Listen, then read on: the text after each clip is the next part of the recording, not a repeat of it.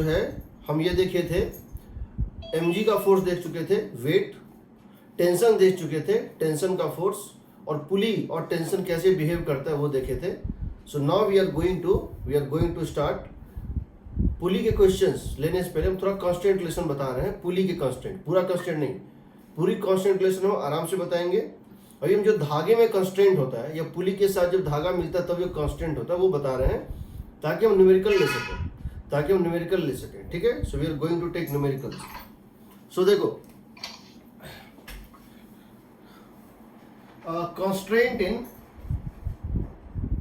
constraint relation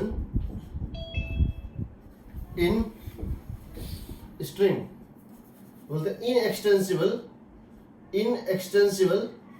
जो extend ना हो पाए, जिसकी लेंथ आप बढ़ा नहीं सकते हैं, इनएक्सटेंसिबल, टाइट मीन्स में टेंशन भी हो, स्ट्रिंग, ठीक है। We are taking the constant relation. होता क्या है समझो, इसका मेथड 1 क्या है समझो। मेथड वन क्या है,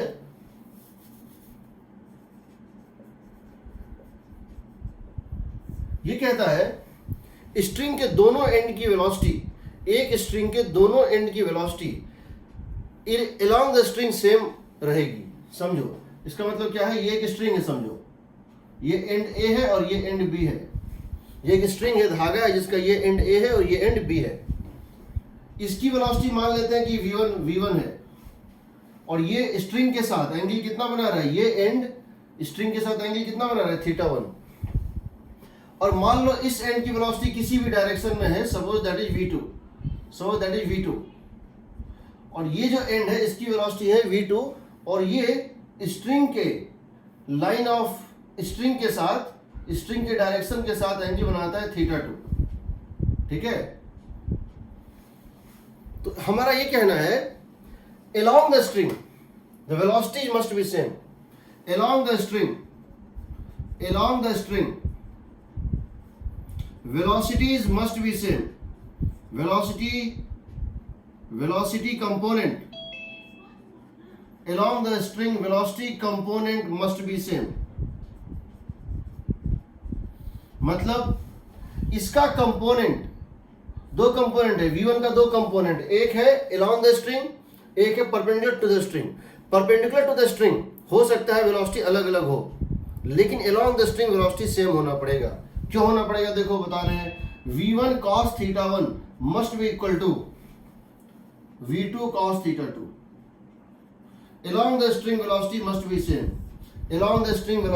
be same, इस डायरेक्शन में जो इसकी कंपोनेंट है along the string और इस डायरेक्शन में इसकी जो कंपोनेंट है उसका मैग्नीट्यूड और डायरेक्शन दोनों सेम होना चाहिए। पहला मेथड है निकालने का, कांस्टेंट रिलेशन निकालने का, ये पहला मेथड है ना। ऐसा क्यों होना चाहिए, सोचो, अगर ये वेलोसिटी ज्यादा होगा कंपेयर टू इसके, अगर ये वेलोसिटी ज्यादा होगा कंपेयर टू बी के, ये जो कंपोनेंट है, तो स्ट्रिंग स्लैग कर जाएगा।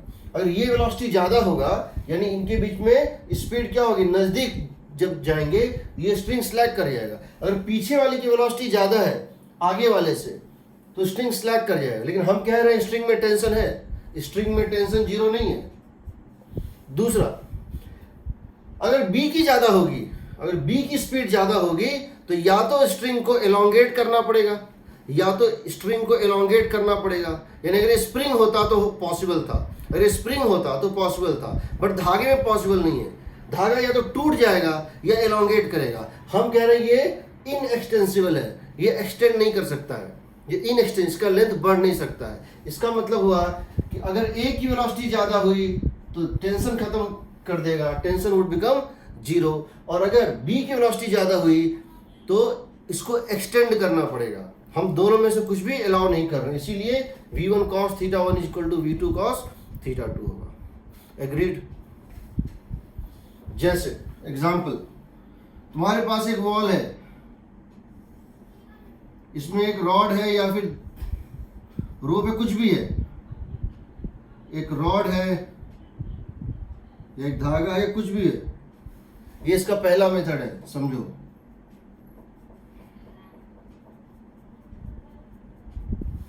हम इसको एक कांस्टेंट स्पीड से खींच रहे हैं। किस स्पीड से? हम इसको एक कांस्टेंट स्पीड से खींच रहे हैं v से। अगर इसकी स्पीड है v1 तो बताना है, अगर ये एंगल है थीटा तो बताना है इसकी स्पीड क्या होगी, what is the speed of this and. अगर इस रॉड के लोअर एंड का स्पीड v1 है लेफ्ट के तरफ, तो अपर एंड का स्पीड होगा v2 नीचे की तरफ। ये इंस्टेंटेनियस एंगल कितना है? थीटा। आपको बताना है v1 और v2 में क्या रिलेशन है। तो क्या करेंगे, अलोंग द रोप कंपोनेंट्स को इक्वल कर देंगे। Along the rod components equal होगा। रॉड ना तो एलोंगेट कर सकता है और ना ही वो टूट सकता है। ठीक है, तो समझो इस डायरेक्शन में क्या करेंगे, हम वेलोसिटी के कंपोनेंट्स को क्या करेंगे, सेम ले लेंगे। तो क्या होगा बताओ, ये एंगल कितना है? थीटा।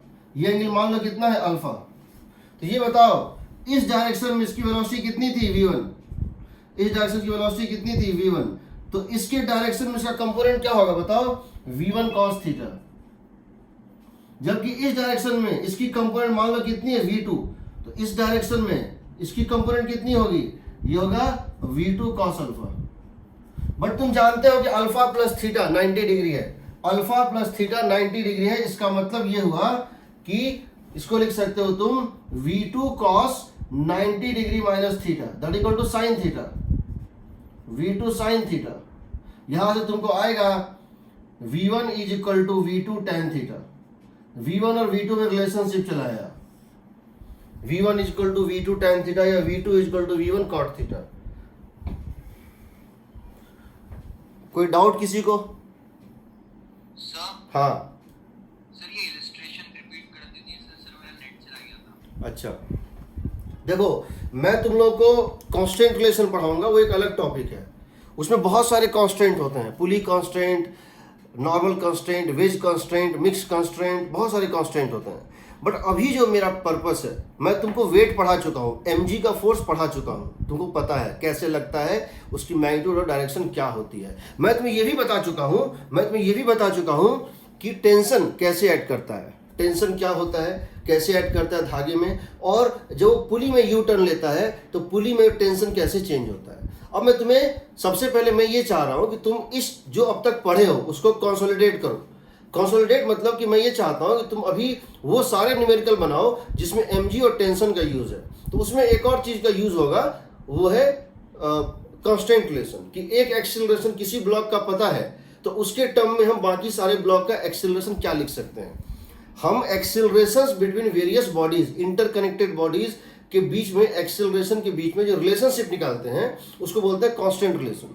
तो हमको भी उसका यूज पड़ेगा, इसीलिए हम उसको बता रहे हैं, पूरा नहीं बता रहे हैं, सिर्फ वो बता रहे हैं जो अभी मुझे काम है, कि आज मैं चाहता हूँ कि तुम न्यूमेरिकल मेरे साथ बनाओ। ठीक है, तो मैं उसमें ये बता रहा हूँ कि जो धागा होता है इनएक्सटेंसिबल स्ट्रिंग होता है, इनएक्सटेंसिबल एंड टाइट स्ट्रिंग। क्या चीज? एक तो इनएक्सटेंसिबल, इसकी लेंथ बढ़ नहीं सकती है, ये एलोंगेट नहीं है, स्प्रिंग नहीं है, इनएक्सटेंसिबल और टाइट है। टाइट मतलब इसमें टेंशन है। वैसे स्ट्रिंग में हम अगर कांस्टेंट रिलेशन निकालना चाहते हैं, उसके दोनों एंड्स पे जो ब्लॉक्स हैं या कुछ कनेक्टेड हैं उनके बीच में एक्सेलरेशन का रिलेशन निकालना चाहते हैं, तो पहला मेथड हम ले रहे हैं। पहला मेथड क्या है? वो ये है कि दोनों एंड पे जो स्ट्रिंग के दो एंड है, मान लो स्ट्रिंग है ए बी, इस स्ट्रिंग का एंड ए किसी डायरेक्शन में जा रहा है वेलोसिटी v1 से, और स्ट्रिंग का एंड बी किसी डायरेक्शन में जा रहा है वेलोसिटी v2 से। ठीक है, तो हमारा ये कहना है कि along the string, in the direction of the string, along the string, दोनों के वेलोसिटी का कंपोनेंट इक्वल होगा। यानी कि यहां देखो, इसके वेलोसिटी का दो कंपोनेंट है, एक along द स्ट्रिंग, एक normal to the string. along the string कितना है? v1 cos थीटा, और नॉर्मल कितना होता? v1 sin theta 1। यहां पे along द स्ट्रिंग क्या होगा बताओ? v2 cos थीटा 2, और नॉर्मल कितना होगा? v2 sin theta 2। मेरा ये कहना है ये दोनों एंड इस डायरेक्शन में along द स्ट्रिंग दोनों की वेलोसिटी सेम होगी, दोनों की वेलोसिटी सेम होगी। इसका मतलब है v1 cos theta 1 should be equal to v2 cos theta 2। क्यों ऐसा होगा? अगर v1 cos थीटा 1 ज्यादा होता, अगर v1 cos थीटा 1 ज्यादा होगा तो क्या होगा? स्ट्रिंग ढीला पड़ जाएगा। क्यों ढीला पड़ जाएगा? ये ज्यादा तेज चलेगा तो स्ट्रिंग स्लैक हो जाएगा, और हम कह रहे हैं स्ट्रिंग टाउट है। दूसरा, अगर इसका ज्यादा हुआ b का, और b का ज्यादा हुआ वेलोसिटी, तो क्या होगा? स्ट्रिंग या तो टूट जाएगा या तो इनके बीच की दूरी जब ये बढ़ाने का कोशिश करेगा या तो वो टूट जाएगा, और नहीं तो इसको एलोंगेट होना पड़ेगा, इसको एलोंगेट होना पड़ेगा। हम कह रहे हैं ये एलोंगेट भी नहीं हो सकता है। इसका मतलब ये हुआ जैसे ट्रेन चलती है तो ट्रेन के इंजन और उसके इंजन के पीछे की बॉगी दोनों की स्पीड सेम होती है हमेशा। अगर इंजन की स्पीड ज़्यादा होगी तो या तो लिंक टूट जाएगा जो इंजन और नेक्स्ट बॉगी को जो ज्वाइन किए हुए हैं, या तो ये वो लिंक टूट जाएगा, नहीं तो उस लिंक को एलोंगेट होना पड़ेगा।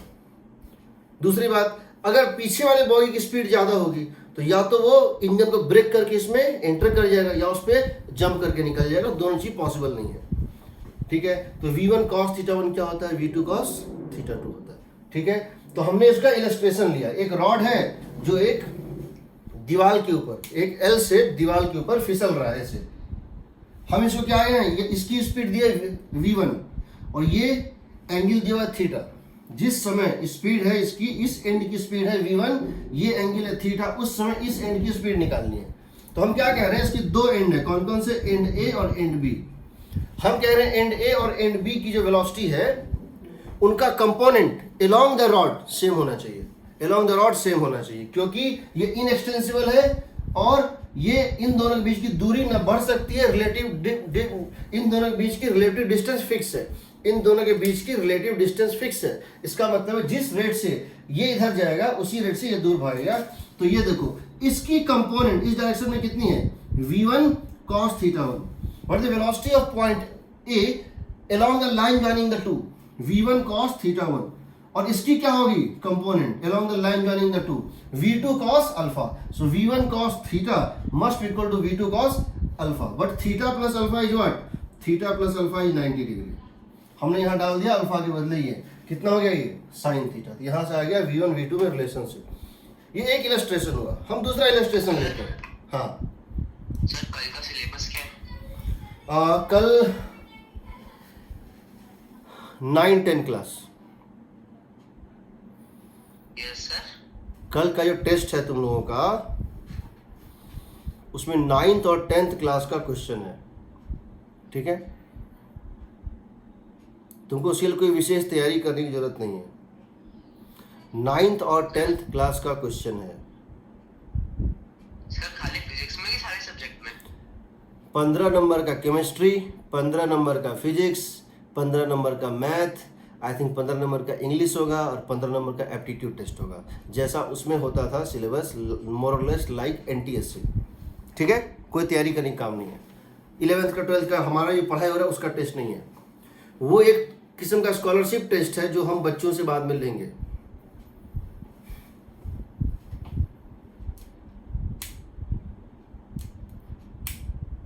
ठीक है, ओके सर। उसके लिए कोई तैयारी करने का काम नहीं। ठीक है, देखो तो ये हो गया v1, ये हो गया v2। ठीक है, अब देखो, अब यहाँ पे देखो हम एक दूसरा भी केस ले सकते हैं, इसमें हम और भी केसेस ले सकते हैं। यहाँ की समझने में दिक्कत है या कोई लग रहा है ऐसा क्यों हो रहा है, कोई लॉजिक या कोई इक्वेशन में कोई क्लैरिटी ना हो तो बताओ। एस्यूरम एक क्वेश्चन है, हमारे पास एक ही चीज का 3 मेथड है। देखो इसकी कुल मिला के 8 मेथड है, 8 मेथड्स हैं। हम तुमको 3 मेथड बताएंगे, उसी में तुमको पूरा क्वेश्चन बनाना है। Do not try to do a question from any book by seeing the solution of that book. Question देखना, मेथड लगाना, आंसर वेरीफाई कर लेना। बहुत सारे मेथड है, उस पर रिसर्च करने का काम नहीं है। मैं 3 मेथड बताऊंगा, that is sufficient for all. ठीक है, जैसे मान लो एक क्वेश्चन इस तरह से, एस्यूरम ये एक वायर है, हॉरिजॉन्टल वायर है, इसमें एक छोटा सा बीड है। बीड मतलब बीड क्या होता है, मोती, मोती होता है ना बीड। एक बीड है, एक पर्ल है जो इसमें फंसा हुआ है। यहां से एक रस्सी बंधा हुआ है और यहां पर एक पुली है और यहां एक ब्लॉक है।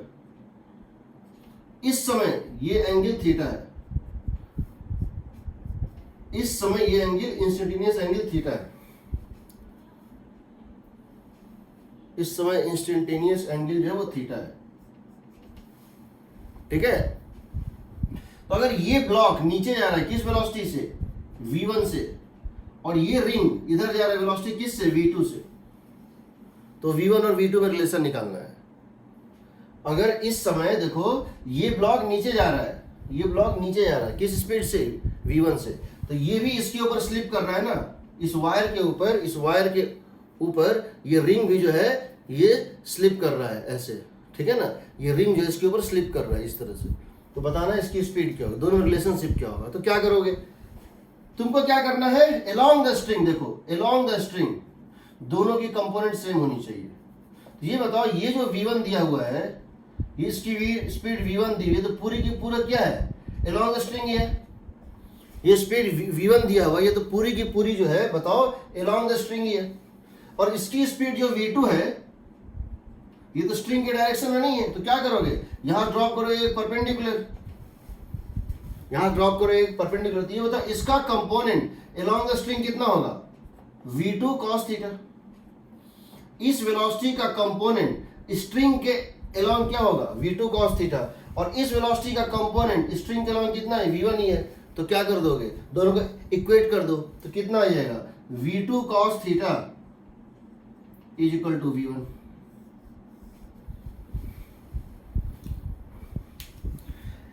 यहां किसी को कोई डाउट है, क्योंकि देखो ये सिंगल मेथड नहीं है, हम 3 मेथड बताएंगे, तुमको जो कंफर्टेबल लगे उसको लगा देना, बन जाएगा। इसमें किसी को कोई डाउट है, चलो हम सेकंड मेथड ले रहे हैं। सेकंड मेथड है, किसी भी सिस्टम में, सेकंड मेथड से पहले हम ले रहे हैं ये वाला, बताओ हम क्या बोल रहे हैं, इसको बोलते हैं एवरेज मेथड। एवरेज मेथड क्या होती है, ये तुमको पुली के क्वेश्चंस में काम देगा, कैसे काम देगा हम बताएंगे तुमको।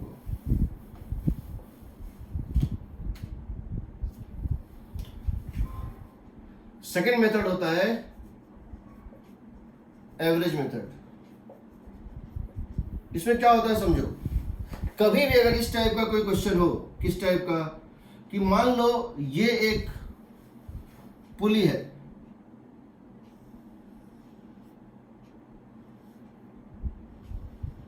और एक धागा इसमें यहां से यहां गया हुआ है,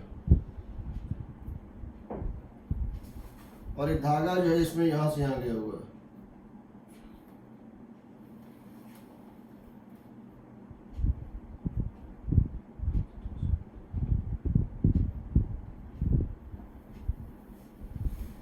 ठीक है, ये कभी सिस्टम था। अब मान लो ये एंड और यहां एक सेंट्रली टैप्ड है, यहां पे ये एंड है।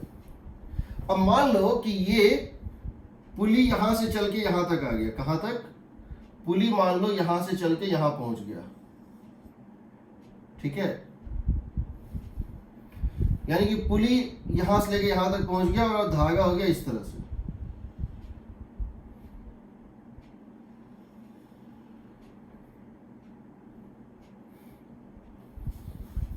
समझो, इसका मतलब ये हुआ कि धागे का ये एंड ए मान लो, ये एंड बी मान लो, और ये एंड मान लो, और ये मान लो तुम इस पॉइंट को मान लो, ये पॉइंट है सी।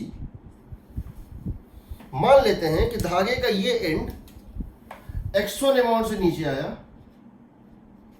धागे का ये एंड x2 अमाउंट से नीचे गया, और ये पुली का सेंटर x अमाउंट से नीचे चला गया। समझ रहे हो, धागे का इस लेफ्ट साइड का जो धागा था उसमें कोई पॉइंट x1 डिस्टेंस नीचे गया, यानी A पहुंच गया यहां पर A डैश पे, B पहुंच गया यहां पे, और C पहुंच गया यहां पे।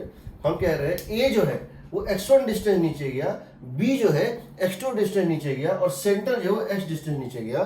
तो according to conservation of length, समझो पूरी की पूरी लेंथ ऑफ द स्ट्रिंग क्या होगी, कंजर्व होगी। Length of the string is constant, हम क्या कह सकते हैं, length of the string is constant. समझो, length of the string is constant. इसका मतलब क्या हुआ कि जितना घटा उतना ही बढ़ेगा, therefore decrease is equal to increase. जितना लेंथ डिक्रीज हुआ है, जिस फैक्टर के कारण लेंथ डिक्रीज हुआ है और जिसके कारण इंक्रीज हुआ है, दोनों एक दूसरे को कैंसिल करेंगे। तो ये बताओ, जब ये x1 से नीचे गया, x2 से नीचे गया, तो उसके कारण ये लेंथ ये जो पूरा लेंथ था इसके, मान लो तुमने इसको यहां से कट कर लिया, इतना पोर्शन निकाल लिया, तो कितना घटा x1 प्लस x2। अगर हम सोचो, अगर हम इस धागे को यहां से यहां पोर्शन को काट के निकाल लें, x1 पोर्शन को काट के निकाल लें और x2 पोर्शन को काट के निकाल लें, तो टोटल लेंथ तो धागा कितना घट जाएगा, x1 प्लस x2। लेकिन जब ये पुल यहां आया तो यहां पे हमको कितना देना पड़ा, x लेंथ यहां देना पड़ा एक्स्ट्रा और x लेंथ यहां देना पड़ा एक्स्ट्रा, तो कितना बढ़ाना पड़ा। सोचो, हमने पहले इसको कट किया, इसको कट किया x1 और इसको कट किया x2, हमने इसको कट किया x1, इसको कट किया x2। उसके बाद हमने क्या कि जो धागा बचा उसको जोड़ के यहाँ पे जोड़ दिया ताकि ये नीचे चला है। यानी कि हमने इधर से, अगर ये नीचे x आएगा, इधर भी x चाहिए, लेफ्ट में भी, और x राइट में चाहिए, कितना होगा 2x। यानी कि x की वैल्यू होगी, जो सेंट्रल पुली है उसका डिस्प्लेसमेंट होगा लेफ्ट का डिस्प्लेसमेंट प्लस राइट का डिस्प्लेसमेंट, स्ट्रिंग का डिस्प्लेसमेंट लेफ्ट में प्लस राइट में बाई 2, ये क्या होगा x1 प्लस x2 बाई 2। यानी कि the displacement of the centre of the pulley is the mean value of the displacement of the string on the two sides of the पुली। यहां याद रखना, यहां हम साइन कन्वेंशन, यही चीज हम क्या कर सकते हैं, वेलोसिटी में कर सकते हैं v1 प्लस v2 बाई 2, और यही हम एक्सेलरेशन में कर सकते हैं a1 plus a2 by 2।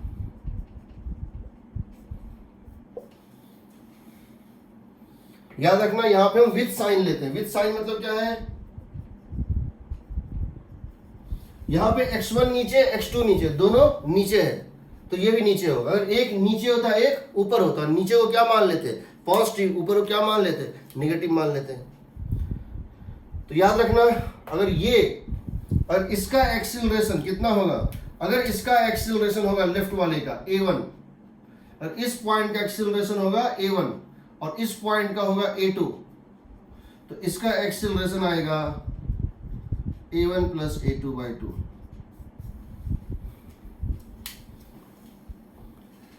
So that illustration based on that, हम इलस्ट्रेशन लेंगे, पहले इसको समझ लो, इसमें कोई दिक्कत है तो बताओ।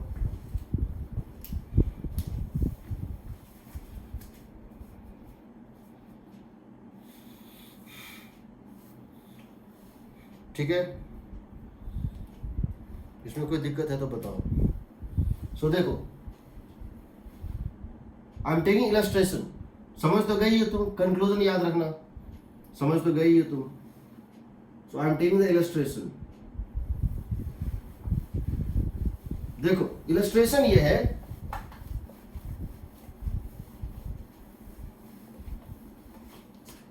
हम कोई भी क्वेश्चन ले सकते हैं कैसा भी। सपोज तुमसे हम ये रिलेशन पूछें, ये एक ब्लॉक है, एक पुली है, एक दूसरा ब्लॉक है,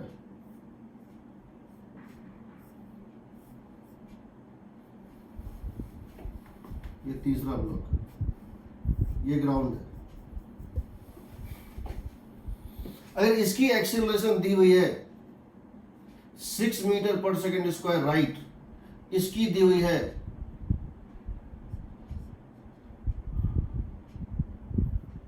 चलो 2 मीटर पर सेकेंड स्क्वायर राइट, तो बताना है इसकी एक्सेलरेशन कितनी होगी।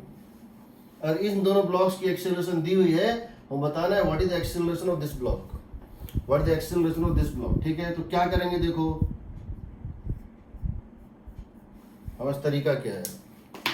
तरीका ये है, अगर ये 6 से जा रहा है, इसका मतलब ये जो पार्टिकल है ये 6 से जा रहा है, और ये ब्लॉक 6 से जा रहा है, तो ये स्ट्रिंग भी 6 से जा रहा है। यानी ये सेम स्ट्रिंग है तो ये भी किससे जा रहा है, 6 से जा रहा है। तो इस पॉइंट की एक्सेलरेशन नीचे है कितनी, 6। बताओ, ये अगर 6 से जा रहा है, ये पूरा, ये बताओ यहां से यहां तक का लेंथ फिक्स है, इसके बाद ये 6 से जा रहा है, ये भी 6 से जा रहा है, यहां से यहां तक का लेंथ फिक्स है, ये 6 से राइट होगा तो ये भी 6 से डाउन जाएगा। ये बताओ, ये अगर 2 से जा रहा है तो क्या ये भी 2 से जा रहा है, ये जो पार्टिकल है ये भी कितने जा रहा है, 2 से जा रहा है। ये अगर 6 से जा रहा है नीचे, ये जा रहा है 2 से ऊपर। अब इसका निकालना है, अब इस सेंटर का निकालना है, क्योंकि सेंटर से कनेक्टेड है। जो एक्सेलरेशन सेंटर का होगा वो इस ब्लॉक का होगा, तो इसकी एक्सेलरेशन कितनी हो जाएगी। अगर हम अपवर्ड को, अगर हम डाउनवर्ड को पॉजिटिव मान लें, और हम डाउनवर्ड को पॉजिटिव मान लें तो देखो लेफ्ट साइड की एक्सेलरेशन है +6, राइट साइड की है -2, तो इसकी कितनी हो जाएगी 6 + -2/2।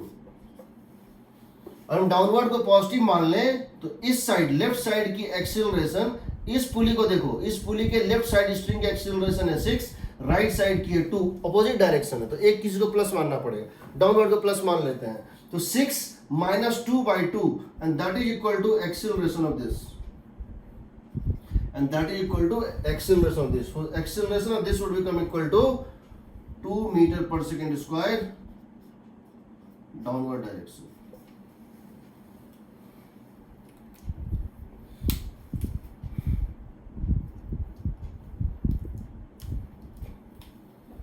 कोई डाउट?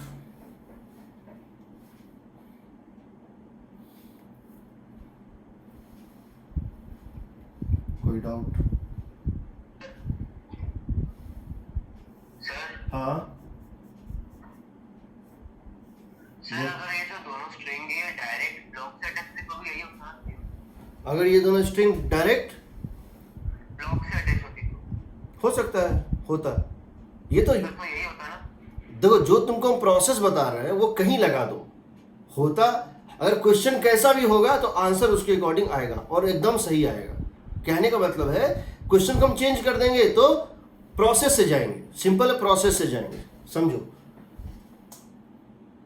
यहां पे देखो मैं तुम्हें ये बता रहा हूं, मान लो ये इस तरह से है, समझना है इसको।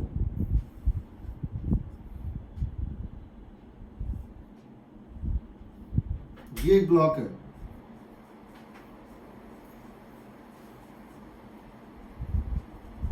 दोनों की मास सेम है, हम मास से कोई मतलब नहीं है। देखो कांस्टेंट रिलेशन को इससे कोई मतलब नहीं है।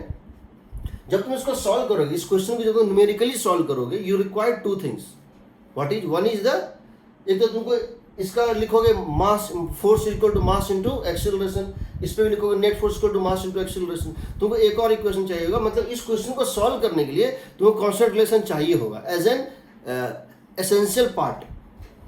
इस क्वेश्चन को सॉल्व करने का एक एसेंशियल इंग्रेडिएंट है कांस्टेंट रिलेशन, ठीक है ना।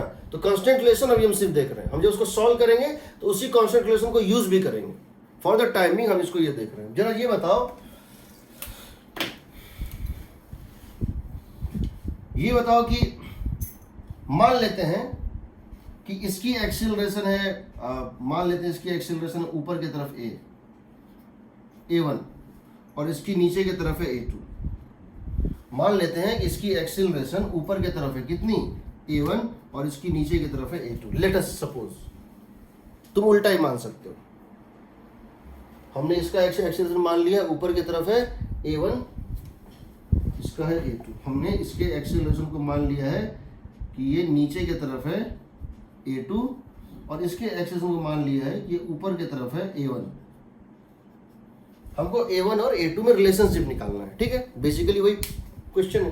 तो हम क्या करते हैं, देखो हम क्या करते हैं, हम बोलते हैं देखो ये पॉइंट फिक्स्ड है, ये पॉइंट फिक्स्ड है, ये पॉइंट तो चलने वाला नहीं, ये पॉइंट फिक्स्ड है, ये पॉइंट भी फिक्स्ड होगा, ये रेस्ट पे रहेगा, ठीक है, ये रेस्ट पे रहेगा। इसकी एक्सीलरेशन कितनी है, इसकी एक्सीलरेशन कितनी है बताओ, सेंटर की एक्सीलरेशन कितनी है, ऊपर की तरफ है कितनी, A1। सेंटर की एक्सीलरेशन ऊपर की तरफ है कितनी है, A1। समझ रहे हो, क्योंकि हमने इसको A1 माना है, यहां से यहां तक स्ट्रिंग। हाँ क्या चीज, हाफ, हाँ A1 और A2, हाँ बिल्कुल हाफ आएगा, हाफ आएगा। मतलब तुम्हारे लिए बहुत डिफिकल्ट चीज़ नहीं, तुम कर सकते हो, मैं समझ रहा हूँ, बट मेरा एक प्रोसेस है, मैं उसको बता रहा हूँ। बाद में जो तुम्हारे पास क्वेश्चंस आएगा, कुछ क्वेश्चन तुमको सिर्फ कांस्टेंट पे आएंगे, कुछ क्वेश्चन हमें कुछ नहीं करना, कोई न्यूटन लॉ सॉल्व नहीं करना, सिर्फ रिलेशन निकालना होगा। तो तुमको जो मेथड सुटेबल लगे उससे बनाना, बट डिफरेंशिएशन का मेथड नहीं लगाओगे, इंटेलेक्चुअल वो जो होता है विजुअल इंस्पेक्शन का मेथड नहीं लगाओगे। जो हम 3 मेथड बताए हैं वो सफिशिएंट है। देखो आंसर तुम्हारा ठीक है, मैं कल भी मैंने बताया था, जब टेंशन डबल होता है तो हाफ हो जाता है, वो तुम उसमें भी आएंगे। ये रेस्ट पे है, समझो लेफ्ट साइड रेस्ट पे है, क्यों रेस्ट पे है, ये पॉइंट फिक्स, ये point fix, left side rest पे है, मिडिल का पता है a1, तो क्या इसका हो जाएगा 2a1, तो क्या इस पॉइंट का एक्सेलरेशन हो जाएगा 2a1, सो बताओ, और होगा तो क्यों होगा। हम जानते हैं, मान लेते हैं ये एक्सेलरेशन कितनी है x, मान लेते हैं ये एक्सेलरेशन कितनी है x या a, capital A, let this point have acceleration capital A. I know that capital A plus 0/2, capital A plus 0/2 should be equal to a1. हम जानते हैं capital A plus 0/2, arithmetic mean of these two must be equal to acceleration of the center, that is equal to a1. तो यहां से आ जाएगा a is equal to कितना 2a1, ये हो गया 2a1, चलो एक्सेलरेशन हो गया 2a1, इसकी एक्सेलरेशन 2a1, इसकी है 0, क्यों, ये तो फिक्स्ड पॉइंट है ना, इसकी है 0, समझो, इसकी एक्सेलरेशन, ये जो पुली है इसमें जो लेफ्ट राइट साइड वाला स्ट्रिंग है उसका पार्टिकल ऊपर जा रहा है, किससे, 2 टाइम्स ऑफ a1 से, और लेफ्ट साइड वाला ये जो है ये रेस्ट पे है, तो क्या ये इसका निगेटिव होगा, क्या ये इसका निगेटिव होगा, क्योंकि दिस प्लस दिस बाय 2 0 होना चाहिए, क्योंकि this plus this by 2 mean value 0 है, ये हो जाएगा -2a1, -2a1 means what, a right a down हो गया, लेकिन जो एक्सेलरेशन इसका है वही एक्सेलरेशन इसका है, कितना है a2, तो यानी कि ये एक्सेलरेशन डाउन है कितना 2a1, ये डाउन है कितना a2, तो दोनों इक्वल होना चाहिए, यहां से तुम्हारा क्या आ जाएगा बताओ, 2a1 is equal to a2 आएगा। कोई डाउट है तो बताओ।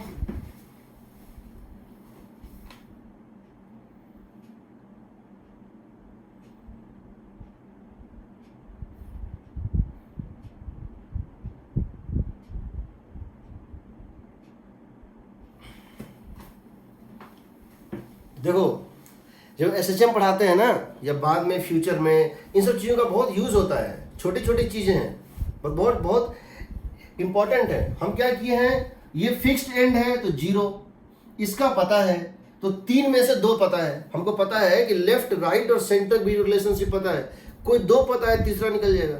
तो यहाँ ये पता था 0, ये पता था a1, तो ये निकल गया 2a1, ये था 2a1, ये था 0, ये हो गया -2a1, और ये -2a1 और ये इक्वल है, सेम स्ट्रिंग है, this to this same string है, ये स्ट्रिंग का लेंथ कंजर्व्ड है, इसका मतलब ये जो पॉइंट है यहाँ से यहाँ तक जब भी चलेगा साथ चलेगा, तो 2a1 इक्वल टू a2, यही हम निकाल सकते हैं तीसरे मेथड से भी, यही हम निकाल सकते हैं तीसरे मेथड से भी। अब आए थर्ड मेथड पे, फिर हम उसको प्रैक्टिस करेंगे तो यकीनन हम उसमें जो है तुमको हम कुछ क्वेश्चन बैंक शेयर किए थे, हम बताएंगे उसको कैसे बनाना है। हम तो कुछ क्वेश्चन बैंक शेयर किए थे जो तुमको बताएंगे कैसे, और उसमें मैंने क्वेश्चन को क्लासिफाई कर दिया है। जो न्यूटन लॉज के चैप्टर्स होते हैं किसी बुक में या मटेरियल में, जो क्वेश्चन मिक्स होते हैं, तो हम ये चाहते हैं कि कांस्टेंट रिलेशन मैंने सेपरेट कर दिया है, तो उसमें मैंने वही पूरा कांस्टेंट नहीं बताया, जब बताएंगे उसके बाद सब बना लोगे तुम लोग। हम थर्ड मेथड पे आए, I am coming to third method. कोई डाउट हो किसी को तो पूछ लेना, और वैसे हम प्रैक्टिस करेंगे तुम खुद समझ जाओगे।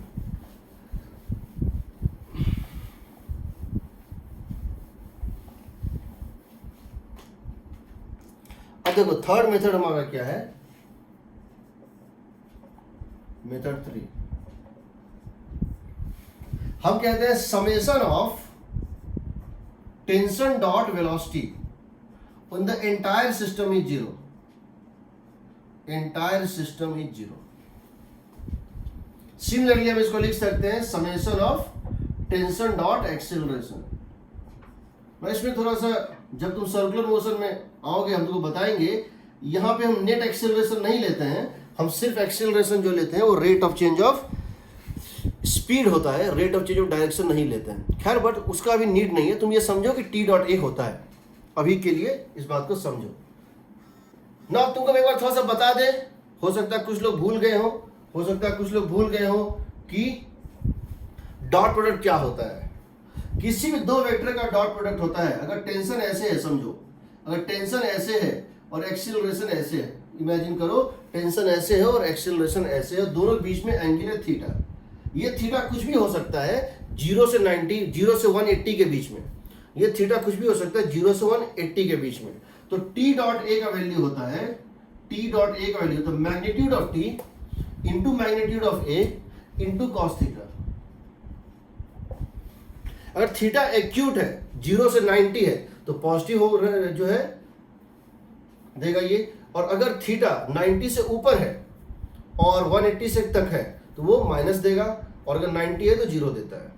ठीक है, तो पूरे सिस्टम पे टी डॉट वी 0 होता है। इसका मतलब क्या है समझो, ये हम बताएंगे वर्क एनर्जी पावर में। Power delivered, force dot velocity क्या होता है, पावर। फोर्स डॉट वेलोसिटी होता है power.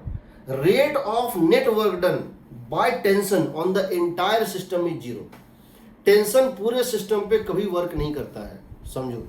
Tension, work done by tension on entire system, हो सकता है किसी एक ब्लॉक पे पॉजिटिव वर्क करे, हो सकता है किसी एक एंड पे पॉजिटिव करे दूसरे पे नेगेटिव करेगा, बट सम टोटल सबका 0 आता है। So work done by tension on entire system is 0। हर एक जगह पे तुमको टेंशन का फोर्स लेना है। तो इसका यूज कैसे करते हैं जरा वो देखो, जरा ये देखो। मान लो तुमसे क्वेश्चन इस तरह से पूछ रहे हैं,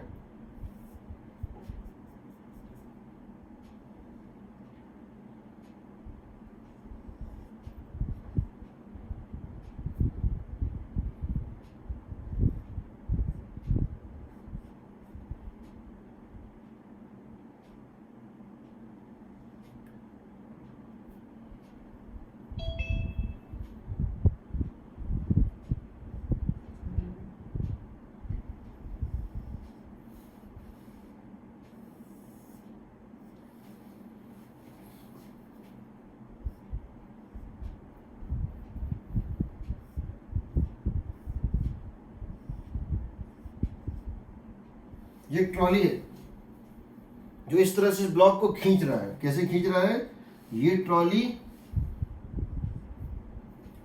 इधर चल रहा है विद एक्सीलरेशन a1। इसके कारण ये ऊपर लिफ्टेड हो रहा है विद एक्सीलरेशन a2। ये ट्रॉली इसको खींच रहा है रस्सी से, इस तरह से ये ब्लॉक ऊपर जा रहा है। इसकी एक्सीलरेशन a1, इसकी एक्सीलरेशन, और इस समय इंस्टेंटेनियस ये एंगल है थीटा। तो बताना है relationship between a1 and a2, और बाद में हम क्या करेंगे, इस रिलेशनशिप का यूज करके हम न्यूमेरिकल सॉल्व करेंगे। उस न्यूमेरिकल को सॉल्व करने में हमको रिलेशन चाहिए होगा between a1 and a2। a1 ये है, a2 ये है, तो बता रहे हैं इन दोनों में रिलेशन क्या होगा। तो हम सबसे पहले क्या करते हैं, टेंशन निकालते हैं। हम कहते हैं, मान लेते हैं इस धागे में टेंशन है T, ये मासलेस स्ट्रिंग है, आइडियल पुलीज है, तो इस पूरे धागे में हर जगह टेंशन T ही होगा। ये टेंशन T, तो यहाँ भी टेंशन T, क्योंकि ये सेम धागा यहाँ से घुमा, फिर यही सेम धागा यहाँ से घुमा, ये होगा T।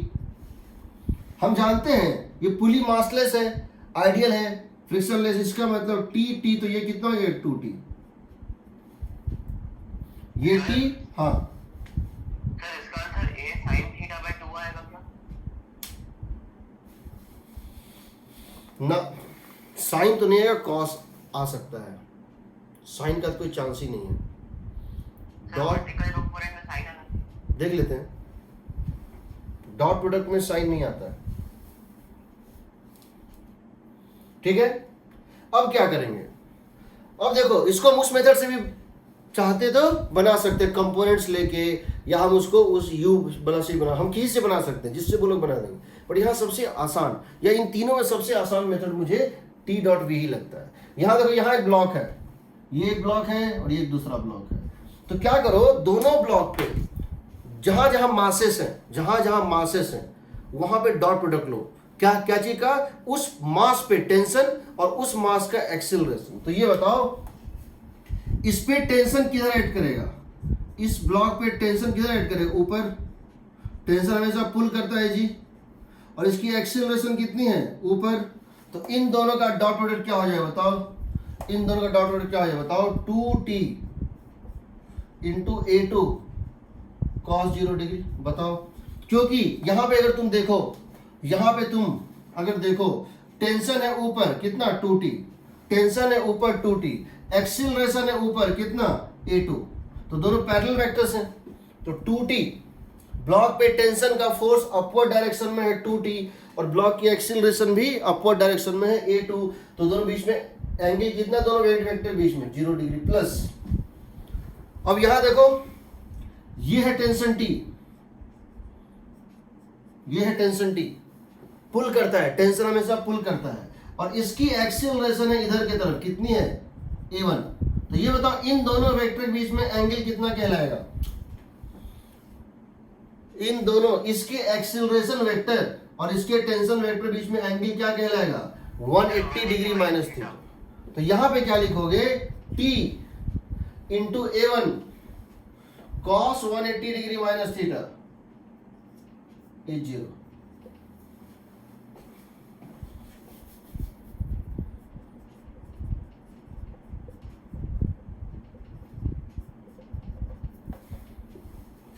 हो गया। अब क्या करोगे, टेंशन कॉमन है काट दो, टेंशन कॉमन है काट के निकाल दो, आ जाएगा 2a2 minus cos 180 minus theta होता है minus cos theta, cos 180 minus theta जो है वो सेकंड क्वाड्रेंट में होता है, तो वहां cos नेगेटिव होता है, होगा माइनस cos थीटा। ये तुम मैथ में पढ़े होगे, इक्वल टू 0। यहां से आएगा a2 is equal to a1 cos theta by 2, या जिस फॉर्म में देख लो, a2 is equal to a1 cos theta by 2, या फिर कह सकते हो a1 is equal to a2, a1 is equal to 2a2 by cos theta या 2a2 sec थीटा। कोई डाउट देख लो।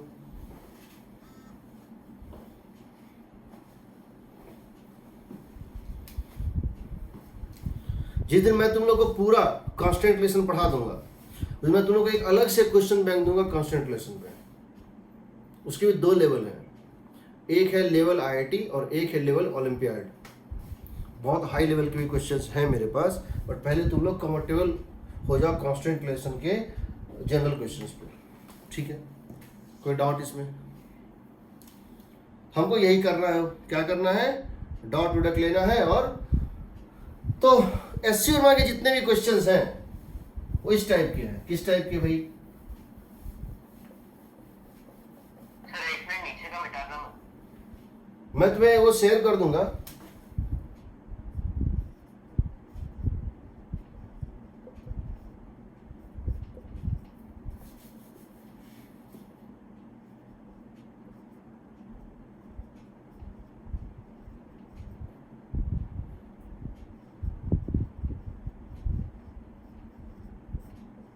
इसका मतलब ये हुआ कि अगर हमने a1 का एक्सेलरेशन मान लिया है कितना a, अगर हमने a1 का एक्सेलरेशन मान लिया है a, तो a2 का एक्सेलरेशन हम a के टर्म में क्या लिख देंगे, a cos theta by 2। We do not write two equations, we do not write two equations. हमको 2 वो लिखने की जरूरत नहीं, हमको 2 वेरिएबल नहीं मानना है, एक वेरिएबल से हम दोनों एक्सेलरेशन को रिप्रेजेंट कर सकते हैं।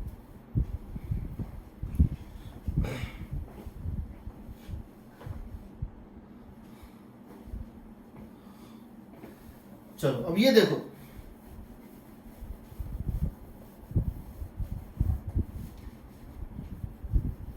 हमारे एससी वर्मा के जो क्वेश्चंस हैं,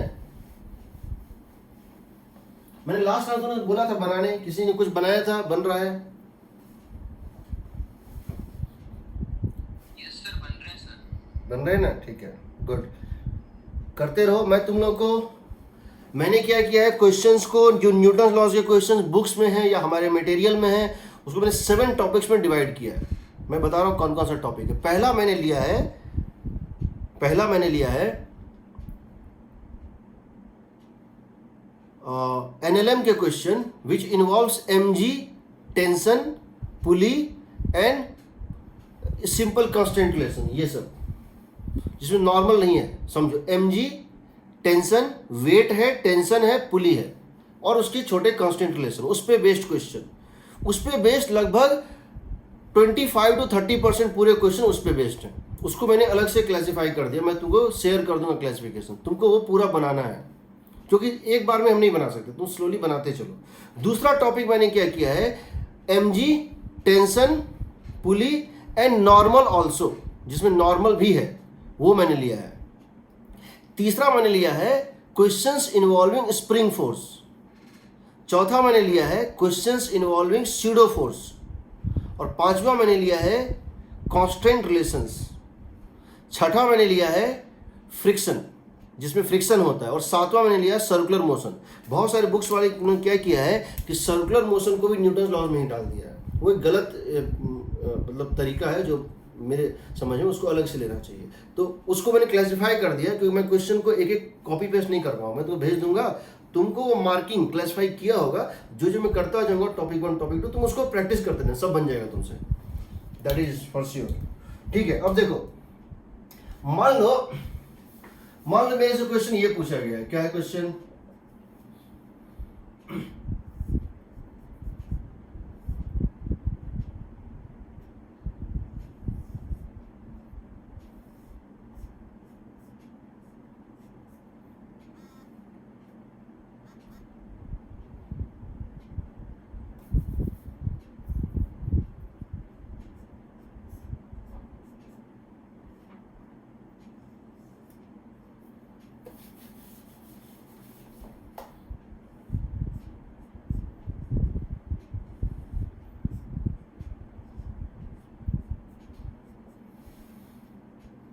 मान लो कुछ मास ले लेते हैं, we can take some masses. मान लो ये मास है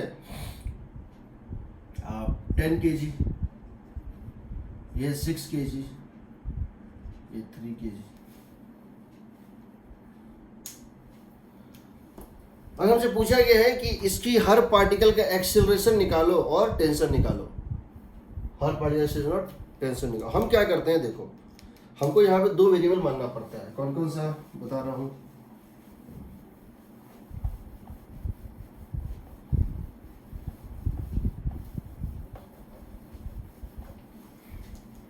हम सबसे पहले क्या करते हैं, मान लेते हैं कि ये किधर ऊपर जाएगी नीचे पता नहीं, तो एक काम करो, इसको तुम नीचे ही मान लो, सबको नीचे मान लो, अपने आप आ जाएगा negative. Suppose this acceleration is a1 and this acceleration is a2, तो क्या इसकी एक्सेलरेशन हो जाएगी, देखो अगर इस पॉइंट की एक्सेलरेशन है a1 नीचे और इस पॉइंट की एक्सेलरेशन है a2 नीचे, तो इस पॉइंट की एक्सेलरेशन हो जाएगी a1 प्लस a2/2 नीचे, यानी इसकी एक्सेलरेशन हो जाएगी, देखो इसकी एक्सेलरेशन हो जाएगी a1 प्लस a2/2 ऊपर। ठीक है, इसकी एक्सेलरेशन क्या मान लिए हैं, a1 नीचे, इसकी a2 नीचे मान लिए, चाहो तो ऊपर भी मान सकते हो, कोई दिक्कत नहीं है। तुम बोलोगे सर ये कैसे हो सकता है कि दोनों नीचे आएगा, वो ठीक है नेगेटिव आ जाएगा, कोई दिक्कत नहीं। a1 नीचे a2 नीचे, इन दोनों का मीन वैल्यू किसका होगा, सेंटर ऑफ पुली का एक्सेलरेशन a1 प्लस a2/2, और बिकॉज ये स्ट्रिंग इनएक्सटेंसिबल है, जो इसका होगा वही इसका होगा, a1 प्लस a2/2। अब तुमको पता है इसमें अगर टेंशन कितनी है T, इसमें अगर टेंशन कितनी है T, इसमें भी टेंशन कितनी होगी T, सेम धागा है, इसमें कितनी होगी 2T।